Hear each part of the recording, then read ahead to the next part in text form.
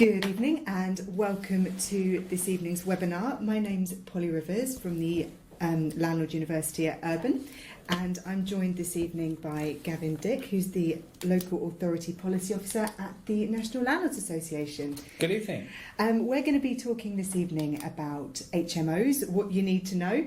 And Gavin is the expert on this topic. I wouldn't go that far. So I'm gonna pass over to him for a bit of an introduction on what he does here at the NLA, and then we'll have a chat about some HMOs.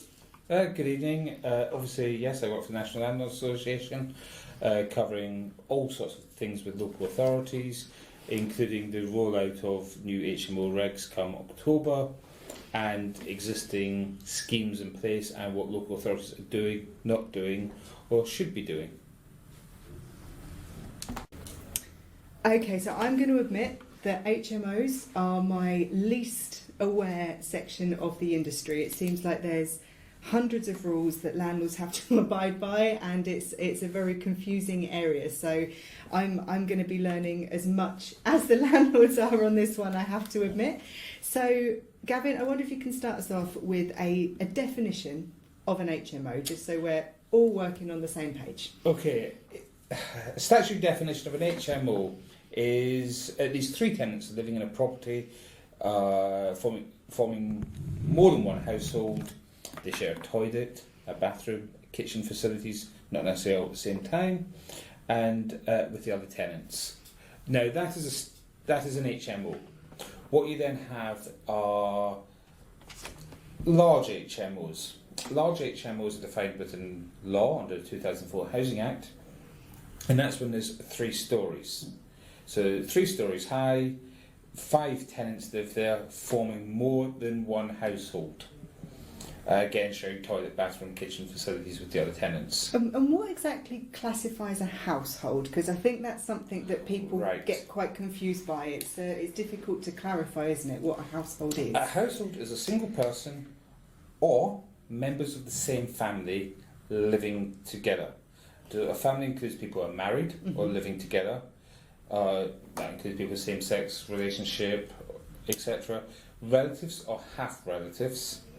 For example, grandparents, aunts, uncles, siblings, so blood relations mostly, step-parents or step-children. Yeah. So they're quite clear what they are. What about if you've got a couple that are living together but aren't married? Would they qualify as a household, or are they not officially together, as it were?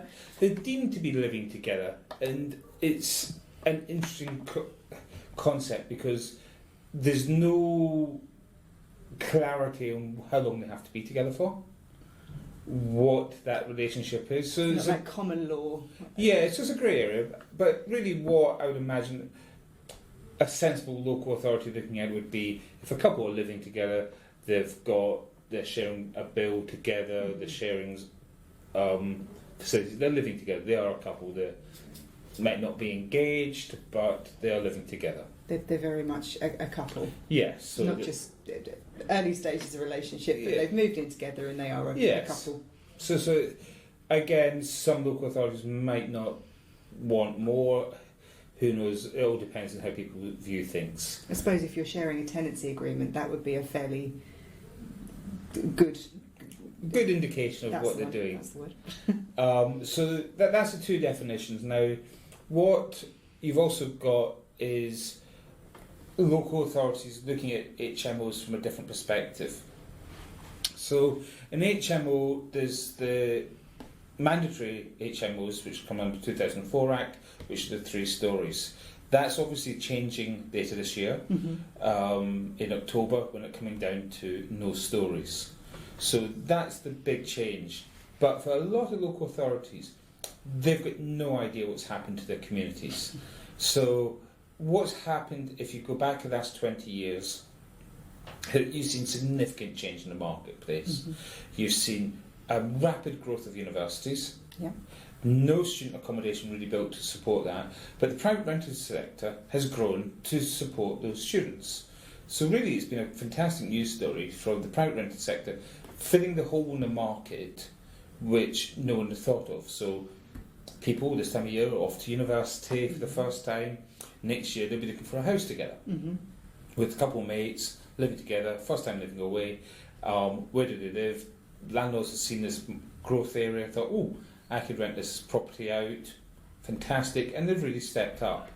What has actually happened in communities, though, that's changed communities. People want to live in certain areas, they've brought a lot of vibrance to the area, they've actually supported a lot of local economy. They've brought coffee shops, they've brought pubs, they've brought restaurants into new communities. That has upset sitting communities. Yes. Yeah. And what you've seen is a lot of backlash. And that sort of came around 2009, 2010, when people actually realised actually whole communities had changed. And you've got this term studentification of an area. You do have in the university towns, you do have very set student areas, don't you? Absolutely. You do notice you do see a lot more coffee shops, as you say, a lot more bars, and you kind of move from the family areas into the student areas of town. It's very clear in some towns. I think it is. If you go to most university towns, you'll see a student area. This is a student area, student miles, student whatever. And obviously services have been built up around that. You've seen an increase in bus services in certain areas to cater for the student market. And that's seen as growth area. That's also seen a counter clash with existing communities. So landlords have to look around and say, oh look, lots of Victorian properties, I can convert that into shared housing, get a good return, and they provide good accommodation. That has upset some of the local people. What's always surprising when you actually talk to people about this is normally ex-academics from the institutions who are campaigning against students, which is always quite Who were amusing. those students themselves? Well, that's where they made their living. They made their living off of students, and now they're campaigning against students. I always find that kind of wrong in so many different ways. So we've seen this growth, and that's brought in the new legislation. Obviously, the latest change came about because David Cameron made a speech, said he was going to do something. The civil servants didn't actually know what was being said in the speech. And 3 years later, we get this extension, which is the removal of the height limit. So come October, what we're seeing is 5 tenants living together, forming more than one household with shared facilities, becoming an HMO, which you have to get a licence for. That has been a significant change. Now, this has caused a lot of confusion for local authorities. Fundamentally, what you've seen is previously they'd be able to go around and say, oh, 3 stories, that's kind of easy to spot. You'd think most local authorities could find a 3-storey building. Some have struggled, but quite a lot have managed to find them. But with it now being removed, it's a lot more difficult to establish how many people are living in a property. Well, especially with the living rooms and everything being changed into bedrooms in a lot of cases. It's not as cut and dried as it could be, is it? Yep, that plus extensions, a lot of change. Now you hear of some places saying, oh, we could have up to 5,000 new properties to be licensed, but we don't know where they are or which properties they are because there's no great big database for them to go and check. Or other local authorities going, so these new legislation, what is it? How does it work? Yeah, and you don't have anything in place for landlords to actually register. Are the local authorities as confused as some landlords are? I think yes. They genuinely don't know what's happening. They haven't got the forms ready for landlords. They haven't got mechanisms in place for landlords to apply, which really is kind of shocking in some cases. We've raised the issue with them, but hopefully it'll be dealt with soon. But this puts landlords at a real disadvantage when they're saying, well, I want to get this new licence.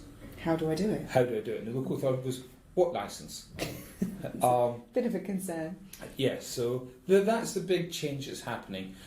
And obviously that's going to affect a large part of the market and actually change things, because I think, again, most local authorities don't know the number of properties they have that are shared usage, and that's going to change their views. And again, from that, you'll probably see a lot more Article 4 directions being introduced, a lot more sort of councils shocked at who's actually living in the communities because they're not aware of it.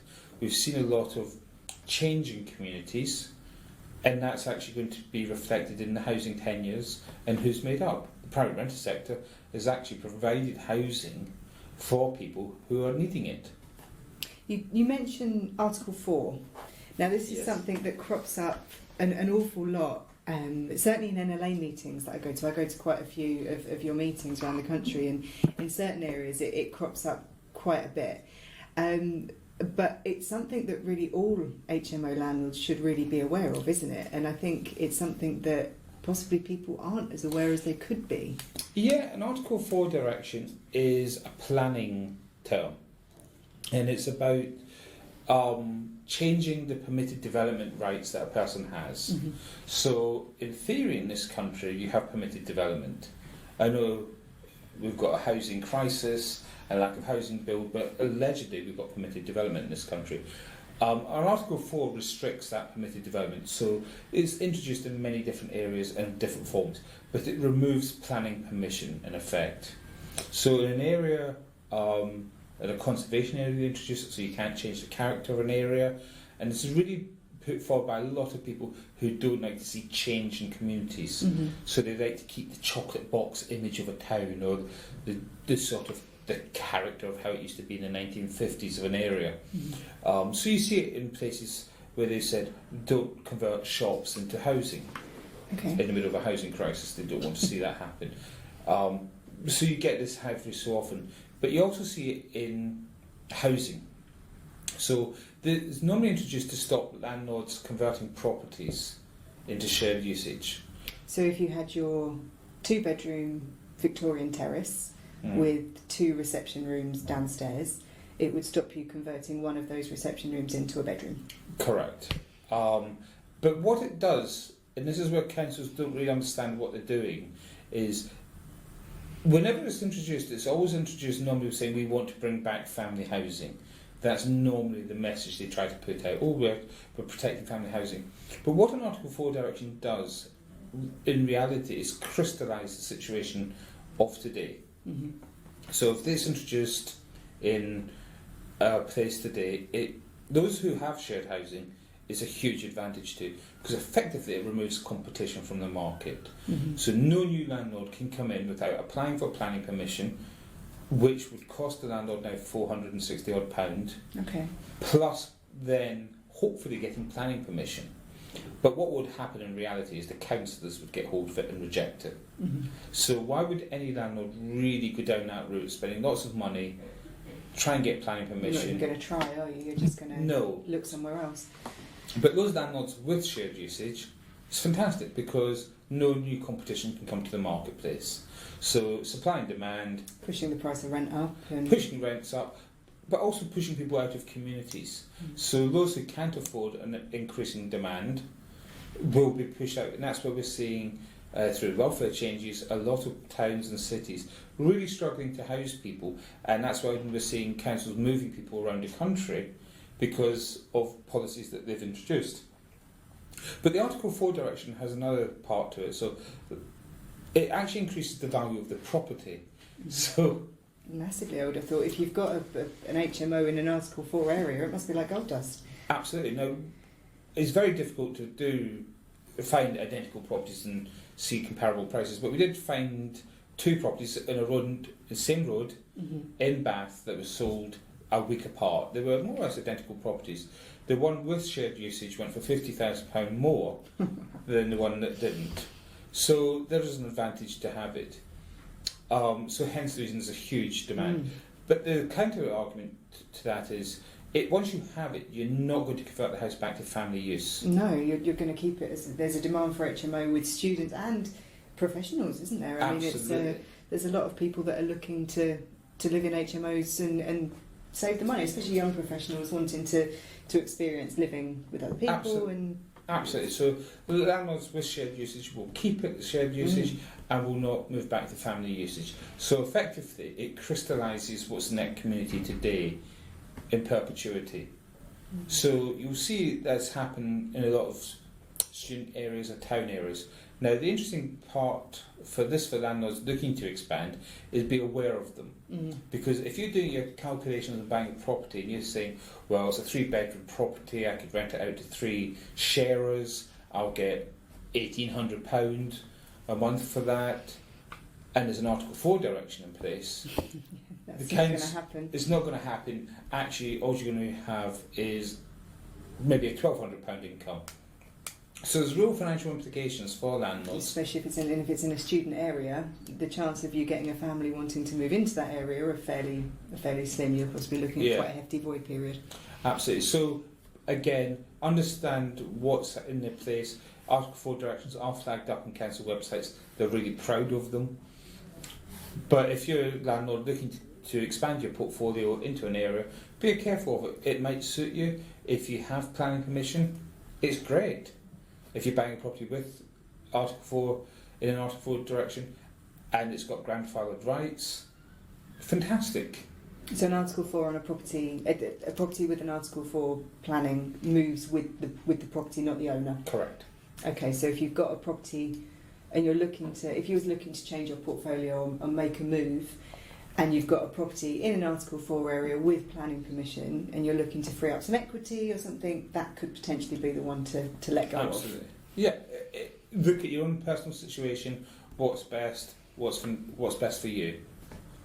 But they are growing around the country for all sorts of reasons. Doesn't need any government interference. Local authorities can push them through quite easily. Make a decision themselves. They're very popular with residents' associations to try and keep this sort of rose-tinted spectacle idea of what the community looks like, even if it's different today. And they're sold on the idea that this will convert back housing.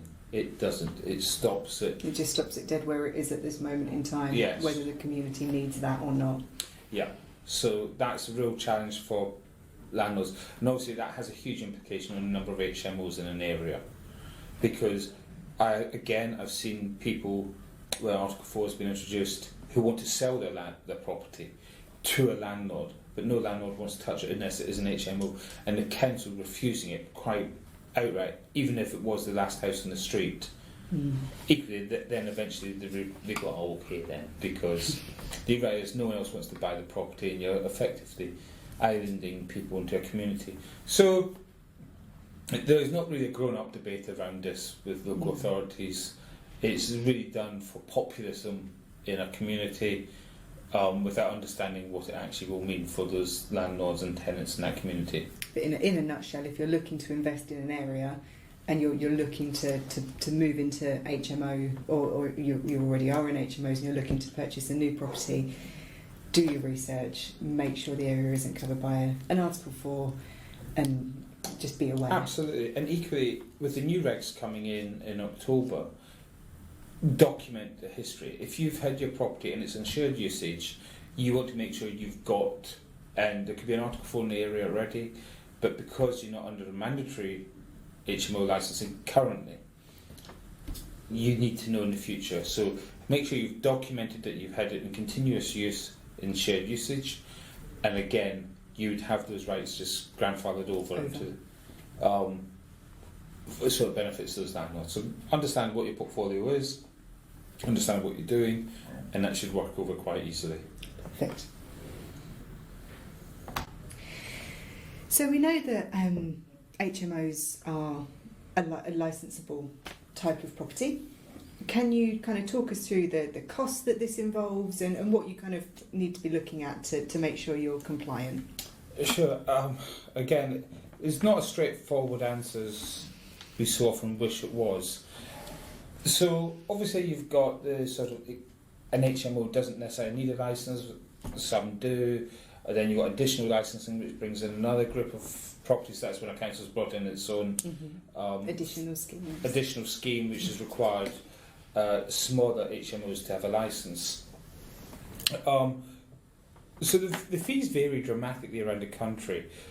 Some local authorities charge per room, so the flat fee plus And this is for the mandatory licence? This is for mandatory. Yeah.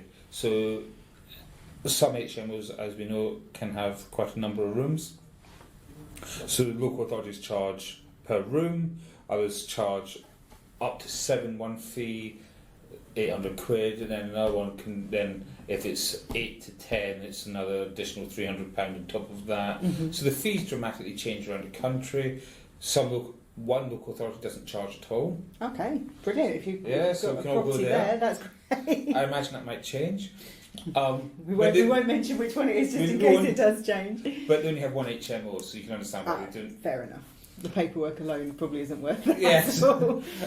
Equally, the fees dramatically change the more larger the property is. Yeah.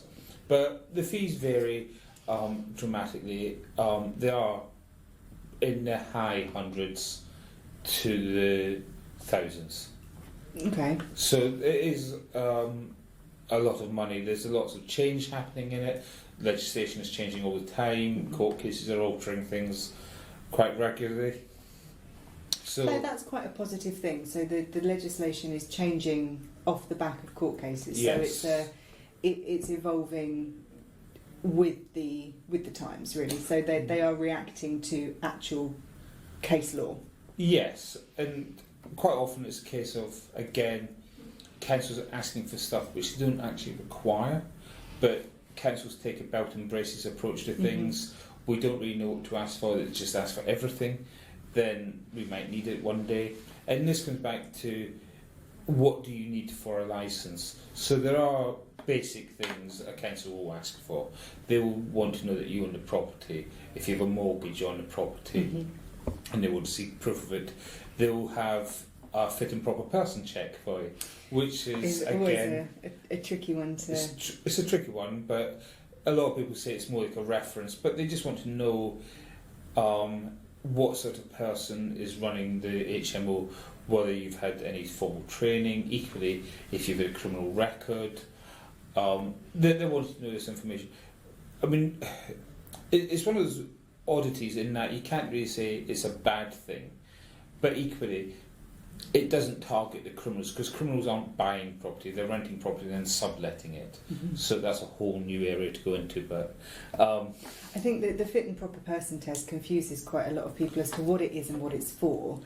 But I suppose if you've not got anything to hide, then maybe you could argue that if you own your properties, if it's all kosher and above, it's really just that it's one of those bizarre things. It's a self-certification that you don't have any criminal record related to housing or individuals, so you've not beaten up a tenant in the past and things hopefully like that. You would hope that all the landlords listening tonight would be able to complete their fit and proper person test and pass with flying colours, and so if you're it's like I always kind of think of it as a reference for landlords, and you would say to your tenants, if you could complete this reference, and hopefully it'll all go through absolutely fine, and fit and proper person test kind of along the same lines. And they'll ask for documents to support things. They'll also ask for things like your EPC. They'll ask for mm-hmm. documents like gas safe certificates, etc. These are really to see if the property is meeting conditions. In theory, they're meant to do an inspection as well, or it's an optional, so you might get an inspection as well. The council may refuse a licence if they don't believe that you're going to be able to run the property. They can actually say no. Absolutely. They can say, we don't believe you, Polly, can run this property.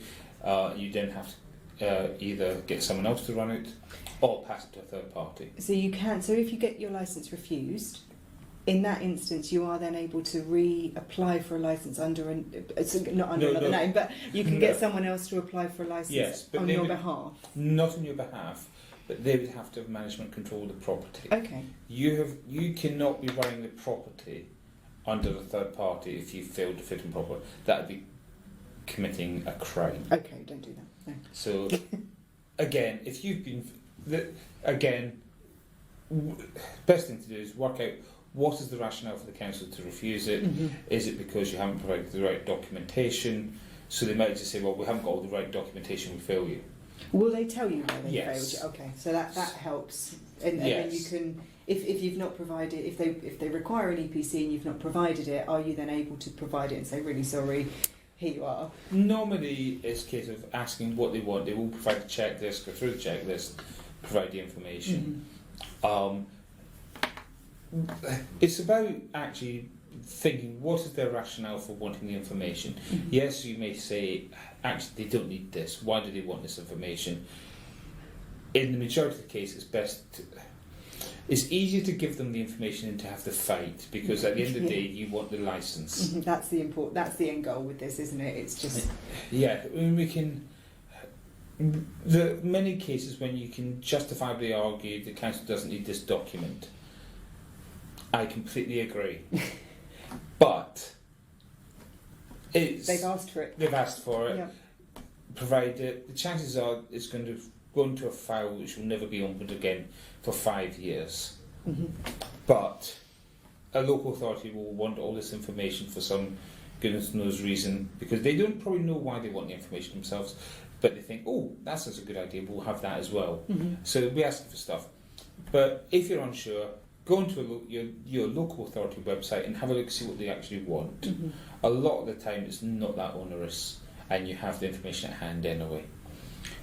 So you apply for a licence, you'll get the licence. Obviously, if you're not adhering to the rules, so you're not dealing with tenant issues, you're not dealing with antisocial behaviour or waste issues, the tenants aren't doing stuff or doing stuff to the community which the council deems as inappropriate, they'll ask you to deal with it. If you don't seem to be dealing with the issue, they may revoke your licence.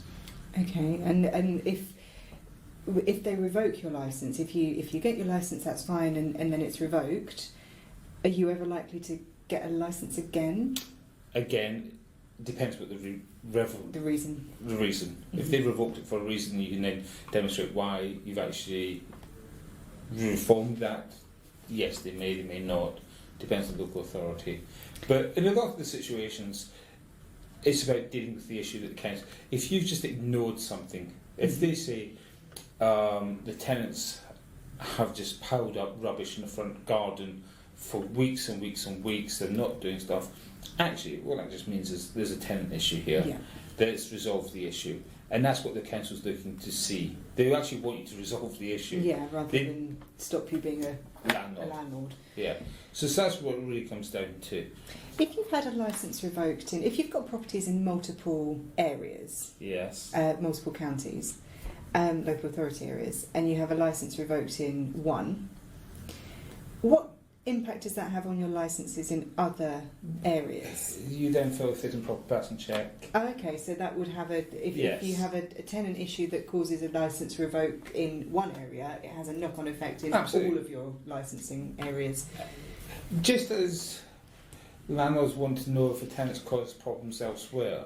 Councils want to know if landlords have got problems. Yes, elsewhere. and that's where in London you've got Sadiq's Rogue Landlord database, which is fantastic. As we all know, it's up to date with everything. So there is this, and local authorities are getting better at communicating. Working together. Yeah, which is a real challenge, because they don't necessarily always share best practice.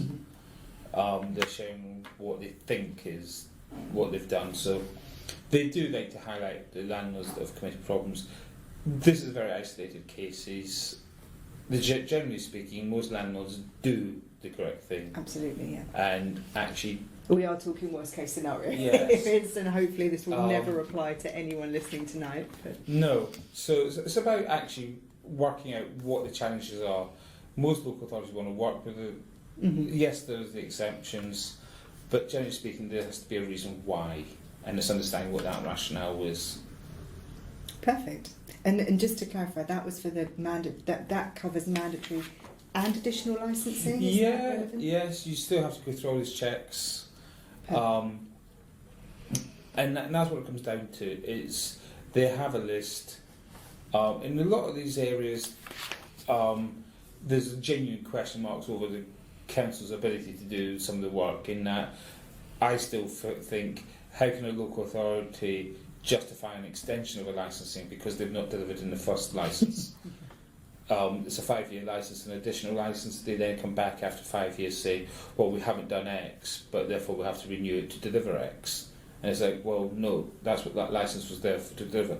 You've actually shown you can't deliver this. Just as a landlord would get in trouble, a local authority should be held responsible. Absolutely.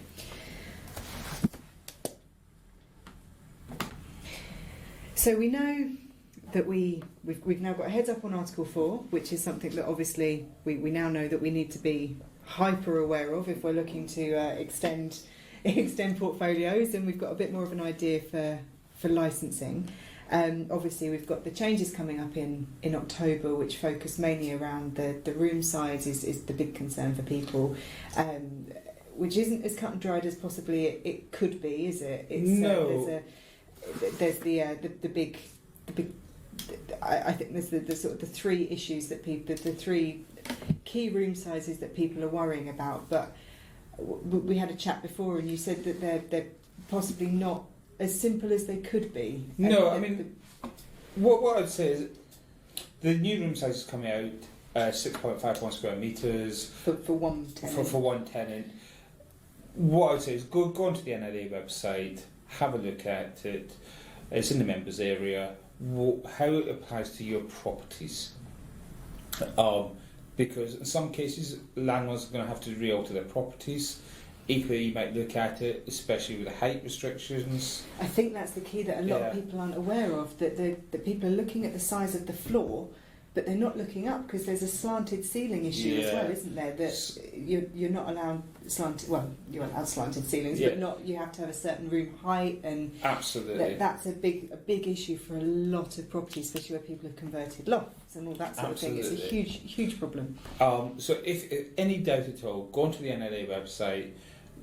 There's a whole section on room sizes. We put together a room size planner, just to have a look and how it applies to your property. All properties are different. To try and give people ideas on a webinar is now impossible. Mm-hmm. Have a look in the room planner, apply that to your properties and how that works, because it might mean that you actually have more space than you thought. There's certain things that going, like removing simple changes, sort of removing built-in units and things like that could absolutely change your spec. If you've got a room with a wardrobe that sticks out that little bit too far, removing the built-in wardrobe could mean your tenant can stay in their room rather than having to evict them, and that's obviously what everybody is trying to avoid. Absolutely, and I think it's a case of use the room planner, how it applies to your property, and what you can actually do. Yeah. So that's in your member area in the Absolutely. NLA, on the NLA website, and we'll pop the link in the document. There's a lot of changes coming up for HMO landlords, and obviously everything we've discussed tonight. There's some things to consider. Do you think there's still a good investment? Are HMOs still the way to go? For the right person, yes. There's still opportunities there, but it's understanding what you're going into. Mm-hmm. Obviously, if you've got an HMO in an Article 4 direction, absolutely, it's fantastic opportunity for you, because you know there's no competition coming. That's true. The demand is still growing. People need shared housing. Therefore, there's still an opportunity there. So it's understanding what you're going into, do your research, understand what you require from your property, understand if there's an Article 4 direction, if you need a licence, what are the costs, how does it apply to your property. Once you've done that, it's fantastic. Also look at the future demographics of an area. If you know there's a big development happening in the area, you know there's going to be demand for shared housing. Mm-hmm. Look at it. We know the students are still going to university, albeit there might be a little dip this year, which will have a knock-on effect next year. But actually, people are still wanting to live in nice city centre locations. There's still an opportunity for shared housing. All the transport links and everything that are being built, the Crossrail and HS2, all those sort of all the transport anywhere around those areas, the huge potential for HMOs, isn't there? Town centres, city centres, people still want to live in shared housing. People still want to live in nice areas. Mm-hmm. People still want to live where activities are happening. There's big industry or whatever. Or you think, actually, I know there's going to be a lot of work required in this area. They're building a lot of factories in this area, or warehouses. Mm-hmm. There's going to be demand for workers' accommodation. But so there's opportunities across the whole of the country. It's not going to change. It's not going to change, but understand what you're getting involved in, understand the legislation, understand the requirements. It's all in the members area of the NLA website. Go there, do your research, and happy hunting.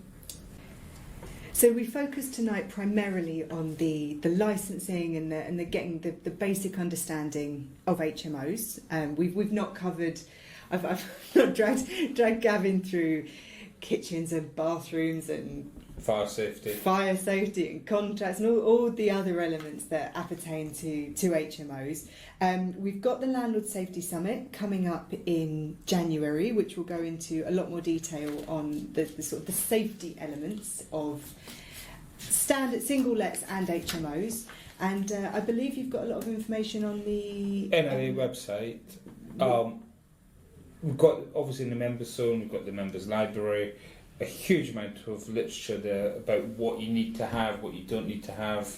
And the advice line. And yeah, if in doubt, always call the advice line. Which is probably, if you've got a specific question about your property, the advice line is definitely the place to call anyway, because they can talk you through your specific problem. Yeah, absolutely. If you've got certain specifics about a kitchen with the new regs coming in, or a bathroom, or how, etc., or just general fire safety you wish to know, please call the advice line or look it up in the library, or wait till January. But probably if it's an urgent issue, give the NLA team a call. But if you're just looking for a bit more information, as I say, we've got the Safety Summit in January that you can register for it now, and then you'll be reminded 24 hours before the event. So don't worry about forgetting about that. And that is on the, bear with me, I'm just racking my brains, on the 8th of January, I believe, which is a Tuesday at 7:30. So just give us a click, and you can register on that just after this event. And any other information is available on the NLA website, or give the advice line a call if you have an urgent query. So thank you so much for joining us. Thank you, Gavin, for your time tonight. All of the information from this evening will be available on the NLA website, and we'll pop a listen back link up on the Landlord University as well for you. So thank you for joining us, and have a great evening. You too. Take care.